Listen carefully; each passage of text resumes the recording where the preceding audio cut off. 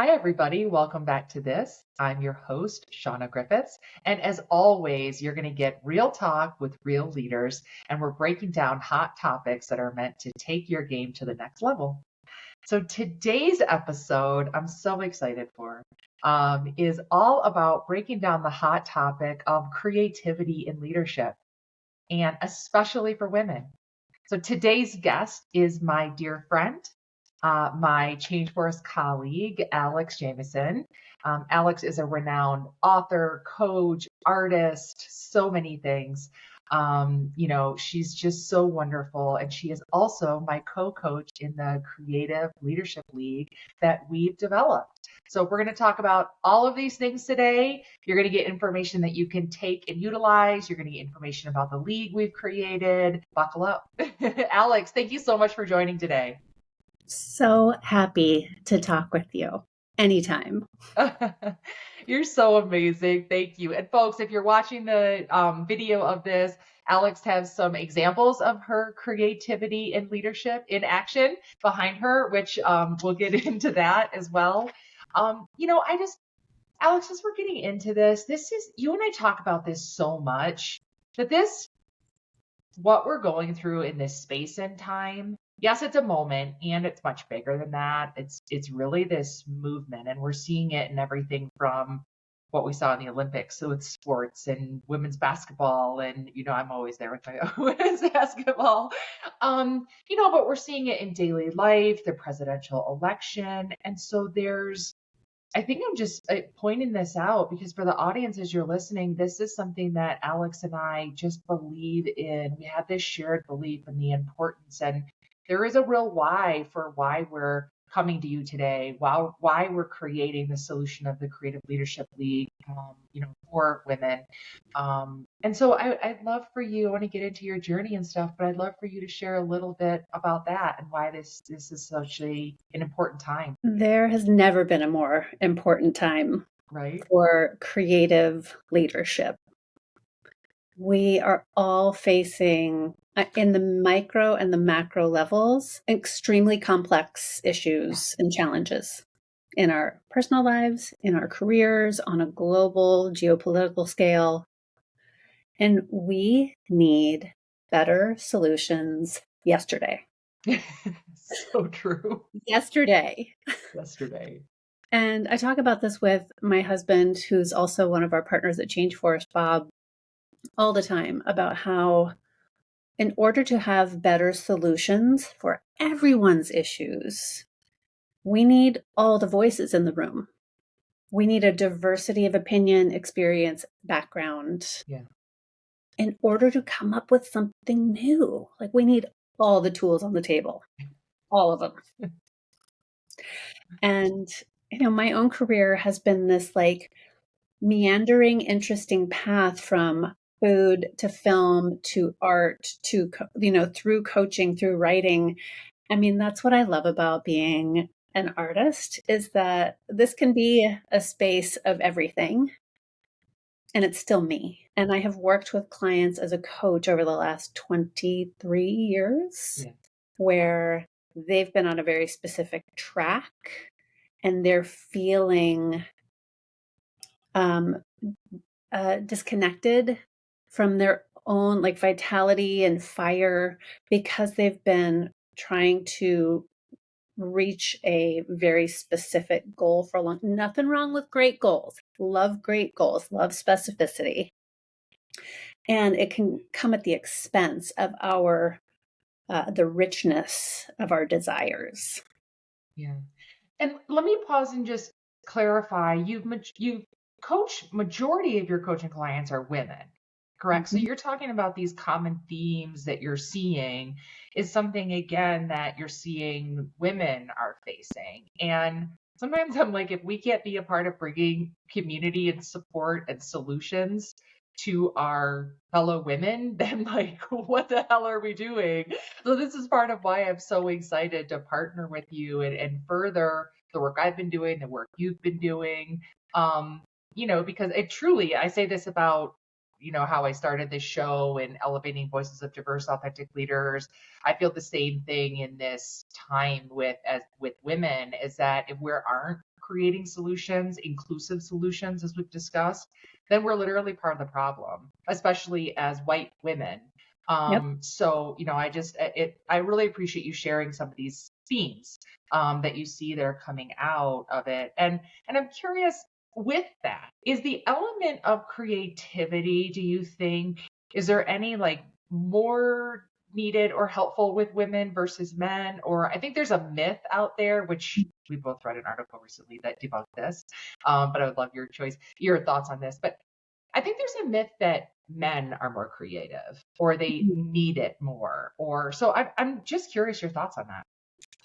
Well, like most industries, if we call the art world, and that's movies, that's Yeah. authorship, that's everything. Most industries are male dominated Mm-hmm. because they have been male dominated, Right. and so they continue to be male dominated. Right. More women actually graduate from art school in the United States, but more men make a living as a professional artist. Oh, wow. Men actually make more Huh. per piece of art that they sell. Wow. So that is not a comment on skill. No. It's just a comment on this is what happens. And so it's not that men or women or non-binary or trans people, Right. it's not that anybody needs creativity more than anybody else. Everybody needs creativity. It is Right. a human drive. Yeah. It is how we process the world. It's how we communicate who we are and what we're going through and what we've Yeah. experienced. It's how we heal. Like everybody, when they are going to a funeral of a loved one or going to a wedding of someone that's really important to them, and they're asked to speak, what do? They go to songs that they love. They go to poets that they love. Like we go to the artists to help us express what we're feeling. Yeah. There's an unlocking as you're talking about it. There is this unlocking that happens when we can tap into that creative side of ourselves. And to your point, like get that inspiration because creativity, sometimes it's when we need that, sometimes it's it's like you can light I was showing my candle earlier. You can light the flame. Yes. Yeah. And so many people that I've worked with over the years are, in the last, let's say, quarter of their career before retirement. And they're like, oh my God, like I'm itchy. I'm itchy with need to express myself. And I don't want to make this all just about like the feel good, very important, valuable aspect of being a healthy, whole human. Art and creativity is big business. Yeah. Big business. Right. Okay. So these are some government stats. Okay. The creative fields, and that's not just paintings in a gallery, that is Hollywood, that is jewelry design, that is website design, that's all kinds of design, all fashion, everything, all the creative fields in America contribute more to our economy than transportation, agriculture, mining, and storage combined. It's huge business. Yeah. Yeah. It's huge business.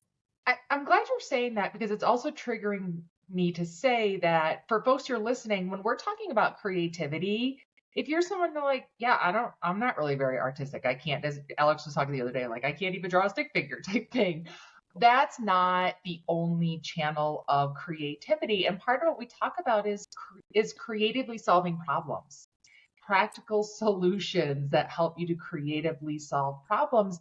The other element I like to point out is, and this is something that I really emphasize through the tool that I use in my coaching, the GC Index, about developing and leaning into that creativity, that energy. It's not only helping you, it's actually helping to support that come from your team. And that again comes from, like, if you have a room of people and you want to be inclusive, you want to include different creative ideas to, or just different ideas to creatively solve problems. So again, people, if you're listening to this and you're about to tune off your ears because you don't like to draw or something like that, it is far beyond that. But it is truly tapping into that same element of inspiration and solutions. And as I said in the beginning of this, taking your game and the people that are in your care, taking their game to the next level. Yes. Yeah. And it is also, so it, again, it's not just like the human desire that we all have. It's not just a financial benefit to the economy, all economies around the world. It's also one of the top suites of characteristics or skills that CEOs and boards are looking for when they're hiring. Creative leadership is one of the top things that tippy top leadership is looking for in CEO track leaders, etc. So, like, it could not be more important. It literally, I love how you've been able, thank you for adding these things and these stats and things like that, because it helps bring it much more from a nice to have from a crucial to have. And then Yeah. when we're seeing that the leaders of today and of the future, this is part of why we're bringing this forward, is because, again, this is how we can come together, create and support community, open this dialogue. And part of what we're going to do as we talk today is give some examples of how we integrate it into our coaching, how we're integrating it into our creative leadership league and the program and the retreat. So that if you're listening, you're gaining tools in your toolbox, and hopefully interested in registering for the leadership league. But before I go on, Alex, I know we met through Change Force. And folks, if you're listening, I remember when I was first getting involved with Change Force, I kept hearing about Alex. You got to meet Alex. You guys are just going to absolutely love each other. And we did. I had her on my show once before, and we hit it off really well. And then it just kept, like, little seeds kept planting about, you guys have got to work together, because I think we share that passion, as we were talking about earlier, as being a part of the change. And so, again, I think for folks who are listening, it's kind of like, well, how did you meet? I always tell my audience how I met my guests. And why are you doing this? And where did the, leadership league, the creative leadership league come from? So there you have it, folks. It was just the two of us coming together and saying, let's combine our passions, our superpowers, if you want to call that, and help create this path forward. And in saying that, I'd love if there's more of a vision that you would be able to share. Alex, it's been a bit informed by the work you've done, specifically coaching women, specifically working much deeper in the more creative side than I have. But can you share a bit more about the vision that we've baked into the Creative Leadership League? Yeah, well, and I have to give a shout out to my husband, Bob, who's Yeah. one of our colleagues at Change Force, because one of my favorite things about him since the first week we met is he introduces me to the coolest women. Whenever he's like, you need to spend more time with Shauna, he's Yeah. like, I trust him. And that is Mhm. a huge point in his favor as well, because I'm like, he has really good taste in women. Thank you, Bob. Thank you. Yeah. Yes. Um, so, you know, I see, like, as we've been preparing, putting together the Creative Leadership League, I'm like, okay, I have all these experiences from film and the food world and the art world and publishing and all these things. Like, what are the things that creative leaders actually need to be able to do? What do they need to be able to demonstrate that they understand and they can deliver on? And the first one is maybe the most kind of primal and ancient in each of us, and that is like ideation, like coming up with ideas. And as you said, right, a lot of people have this idea that, oh, I can't draw a straight line. So many people have said that to me. I'm like, you know what? Neither can I. And this, my dear, Yes. is one of my favorite tools. It's a ruler. Like, you Yes. don't have to stop yourself from being creative just because you can't do one thing. There's so many ways to be creative. And we can use our bodies and our minds to do a million different things: dance, speaking, singing, drawing, collectivizing, like working together with people is a creative act. Yeah, So absolutely. ideation is a big one. But then execution, Mhm. not just about having a bunch of ideas. Listen, for me, it's never a lack of ideas that's the problem. Yeah. I got a gajillion ideas. But like, can you execute? Can you follow through? And along the way, can you open up to input from other people that might be really important to making your idea better? And then finally, and this is something that we're weaving this into the retreat part of the retreat, and like some guest experts that we're going to have throughout the 4 months. It's like, how do you be a leader who fosters creativity in others?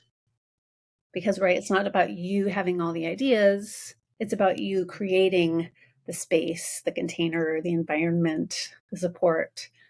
So we're going to have people from like tippy toppy women in film. I'm so excited. So excited.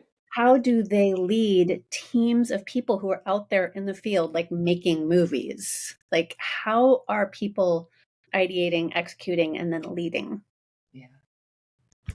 Those practical examples, I think, are, you know, that is part of what I think we both feel really sets us apart, that it's not just this come and be a part of a lecture or a workshop or that kind of thing. It's no, actually you're getting tangible, you're hearing firsthand from people who are, like the person, which stay tuned for our LinkedIn and Instagram folks, because we're going to be dropping some of our guest speakers who'll be involved in the program. But this is again the real examples that you can relate to, talk to, so that all of this is very practical and can be infused into what you're doing rather immediately.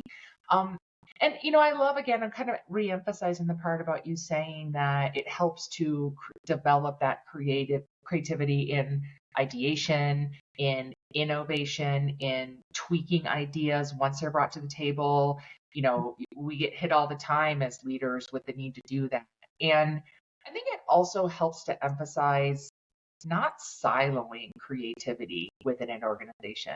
I spent countless years in the agency world and often faced creativity being siloed with the creatives, Yeah. and people in other areas of the business feeling, well, I can't be because they don't want me to be because they just do that. And so, again, I think that this is something that we're encouraging, and we're showing the benefit of everybody being able to, because then we can all really maximize our contribution and impact, I think, when we're drawing on things and supporting each other Yeah. to be able to do that.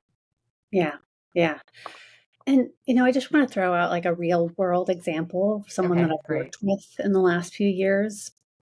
So this woman, Brittany, she kind of entered a woman run organization as kind of like creative copywriter, and, was like really struggling to like show everything that she could do, show everything she could offer. And through lots of conversations and strategies, and like we use the all-in method over and over and over again. That's something that we'll absolutely be going into in the league together, using this really structured conversation to get clear about what it is that you're trying to go for and what it is that you're wanting to do. And over the next couple of years, like she didn't just climb the ladder, she like freaking leaped up. Catapult. Yeah, Yeah, she like skipped a few rungs each that's time. amazing. And now she's the president of the organization, Wow, it's like incredible. doing so beautifully. And she's like, it's so funny. I entered as a creative, like doing writing, creative, copywriting, that kind of thing. But now as the president, I get to be so much more creative, Oh, wow.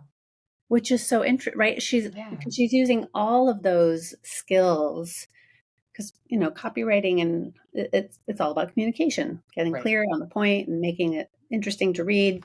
And she's like, no, I get to do so much more now. Now it's about big picture. Yeah. which is very cool. That's amazing. I love that story. And you're right. You show the ruler, then you talked about the all in. Like what we're doing is, again, as I mentioned earlier, is putting tools in your toolbox. It's like I mentioned earlier, the GC index assessment that we'll use is the GC index assessment for your natural energy. There's also an AI tool, GC Translate, that's a part of it. So people who are in the league will be able to take that, learn more about themselves, see how they can lean more into either their own creativity or lean into that of others. And then they'll be able to have that practical application of using the tool, the GC Translate AI, tool. So I'm really excited about that, and to be able to, again, like it's a part of empowering and putting these tools. And even if it's just the concept, if people don't actually become part of the league, it's the concept that those of you who are listening, build your toolbox. Take Yeah. what you can from other people, as much as possible so that you can be the best for yourself and others. Yeah. What I loved about the GC index Uh-huh. is it is actually like a creativity instigator. Oh yeah. Like if you gave somebody $100, walk into an art supply store and just told them, go make a piece of art, they'd be so overwhelmed with choices, right? Yeah. They'd have decision fatigue immediately and they would just be like, I don't know where to start. Yeah. And the GC index also aligns so well with like positive psychology, where it's like, what are your top strengths Mm-hmm. so that you can broaden and build on those? Yeah. Yeah. And that is such a more relaxed, yummy way to help someone like find that internal motivation and then start taking action, start Yeah. making real movement. Mm-hmm. So the GC index, like it shows you, hey, this is what you're really good at. Yeah. Like, yeah, you're good at all these things, but these are what you're really good at. Like, You're this is what you naturally, really yeah. go for. And you're like, ooh, yeah, like now I want to start making stuff. It gives you a direction, gives you somewhere to go. And sometimes we just need someone or something to point us in the right Mm-hmm. direction. It's so true. And all these things, just as you were saying in the beginning, we were talking about, like there is this unlocking, this revealing of self at another layer when you can just start to realize, oh, now I understand why I have there's certain tendencies. I'm just wired that way. I have more energy for this or that. Great. So, and I'm really excited. So folks, we're gonna kick off our retreat with the GC and with the GC challenge, which I'm so excited for. So I know we're dropping little hints and stuff, folks. We'll drop links to the retreat or the program retreat page so you can get more information. But on that note, we've talked about so much about how to integrate, why it's important to integrate, why creativity into leadership, why creative leadership is important. I feel like there's a layer that we can share about what can someone actually, whether you're a woman who's coming to our workshop or just starts to use these tools that we're talking about, can you share what in your experience and your vision someone can expect to gain from doing these things? We've touched on Hmm. it a little bit, but as we're getting near the end of our time together, I'd love to just put an exclamation on it for folks. Yeah, I think, just looking back at, retreats and coaching programs that I've run in the past, there's like this that on two levels. Like there's the very like individual, personal kind of settling into oneself where it's like, yeah, I I see some facts, some truths. I've felt some healing. I've recognized from the other people around me that I am not alone in this and that I am kind of amazing in certain ways and I'm excited about the things that I want again.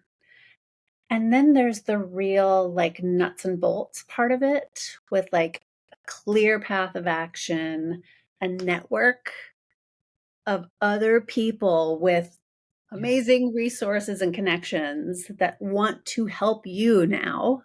Mhm. So it's not just about the personal healing and growth. It's like it really is a league. It's a collective, and that's what we need. We Yeah. so need that. I don't know about you, but my Gen X sisterhood, we were really trying to do it all by ourselves for a long time, and we're burnt, and we're not doing that anymore.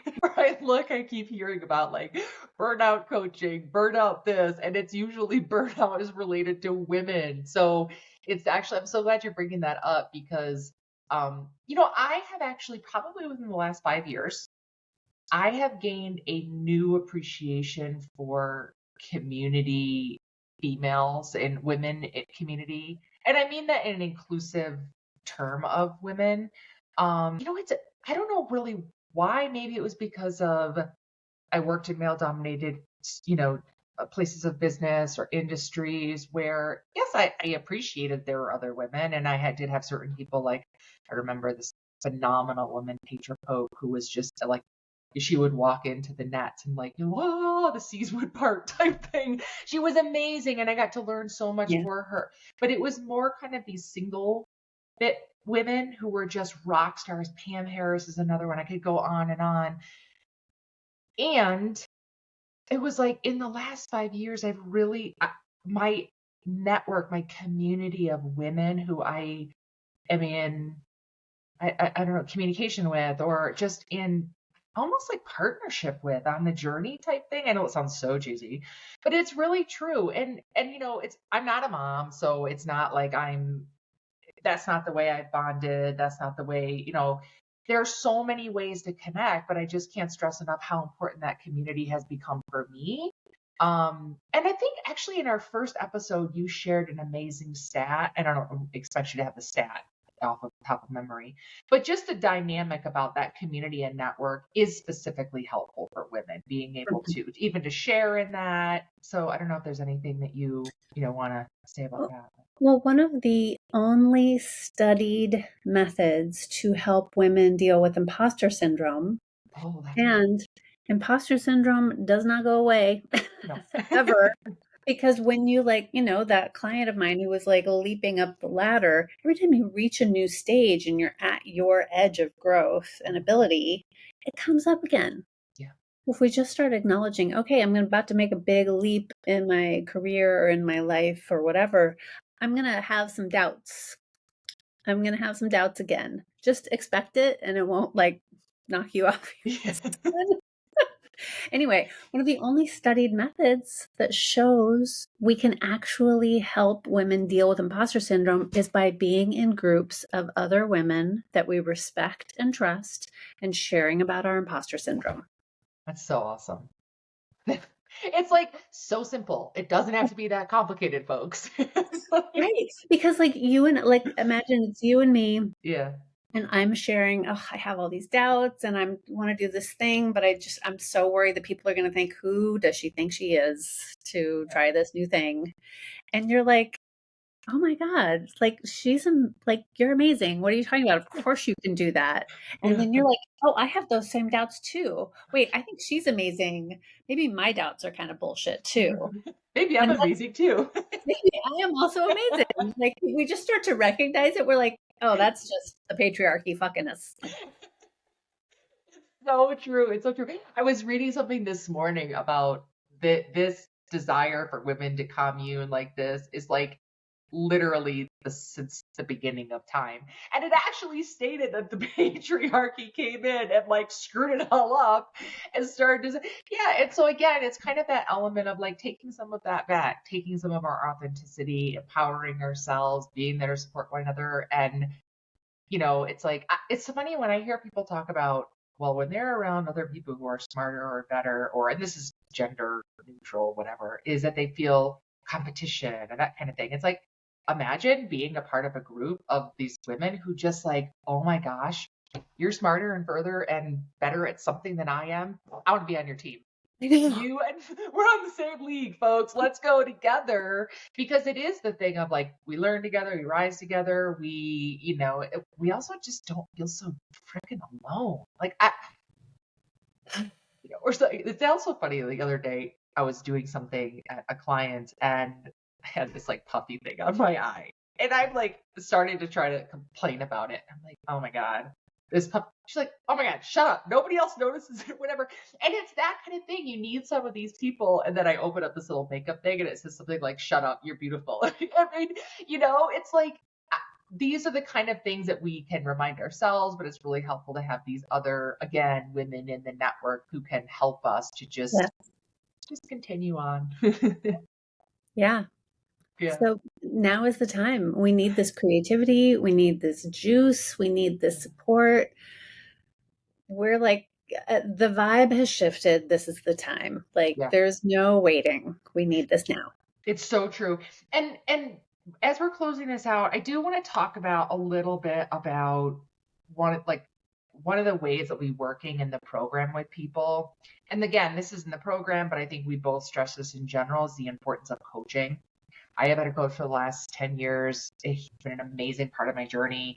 And I know we both believe in it. We both are coaches. I think that in the program, you'll see we have one-on-one coaching experiences. You'll have group coaching experiences because it's all things we talk about, with the group. Because it's funny. Somebody actually said to me, what do you think is the most important thing to help? She actually asked about women. She actually asked about women on their career journey. What's the most important thing? And I was like, get a coach. And so, I obviously you've been doing it for a long time too, and it does come from this shared belief. But again, is there anything that you want to make sure that we drop for folks, whether it's them considering coaching individually or becoming part of the league? Yeah. So you and I have talked a lot about this. I've had a real reckoning with the coaching industry in the last few years. I've been a coach for over 2 decades. And I've had several coaches of my own. And now this is not just about coaching. This is kind of about American culture in general. And 90% of my clients have been Americans. There is sadly, a tradition of manipulation and abuse and that's in business. That's in how business structures, corporations are set up. And that can happen in coaching relationships as well. And I've been so really diving deep into what is beneficial about coaching for people and what is being harmful.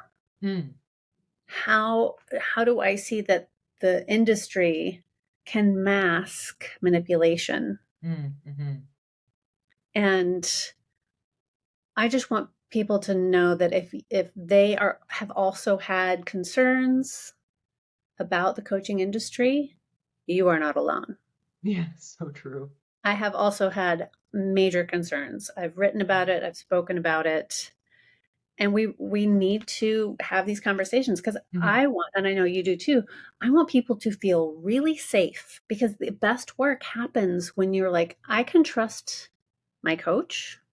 I can be honest with them. Because I had a coaching client who her company, a major global retail chain that we've all heard of, they hired a coach for her and her immediate colleague to coach them as they were both getting ready for this promotion. She found out after she got fired, after all this coaching, that her coach actually reported to the other coach, and that coach told her direct competitor about their conversations, and he used it to get the promotion and axe her. Wow. I was furious. She was like, I have no legal recourse. Right. And I am so wary of the coaching world now. Yeah. I was like, this is outrageous that in a major corporation, but because they hired the coach for her, I was like, you know what? We need to be so upfront that we see what's happening. Yeah, that's a great point. Because it's keeping people away from what can be really useful. You got to work with somebody you trust. Yeah. 100%. It's so true. And which folks, we are open to chat with you if you want to talk to us about the Creative Leadership League. hit us up, chat with us. If you just want to talk to us in general, if you want a recommendation for a coach, not every coach is for every person. Yes. We just believe in it so strongly, and clearly we believe in the importance of creative leadership. So, we really hope that comes through in our episode today, and all that we're sharing with you. Just the importance of that, and this is the time to get in the game. Do not sit on the sidelines. You always, people who tune into anything that I put out there usually has something about the leadership athlete mindset. This is leadership. This is part of the way of the leadership athlete. It is that mindset of coming together, helping to pursue your optimal performance for yourself and for the betterment of others who are in your care. So, especially ladies out there, we will drop the link to our registration page. Again, our channels are open for a conversation. We'll even huddle up with you. And fellas, if you are listening to this, please think of the ladies in your world that you are connected to, anything that you can help share this with, because we all get better together. And as you said early on, Alex, we all need each other at this. So Yeah. anything you want to make sure, you have been amazing. I just want to say I am so proud to work with you. Oh, likewise. I feel the same. Yeah. I feel the same. It's an honor. Yeah. You're amazing. Thank you, my friend. Thank you, everybody, for tuning in today. And we hope to hear from you, and good luck with your creative leadership. Have a great day.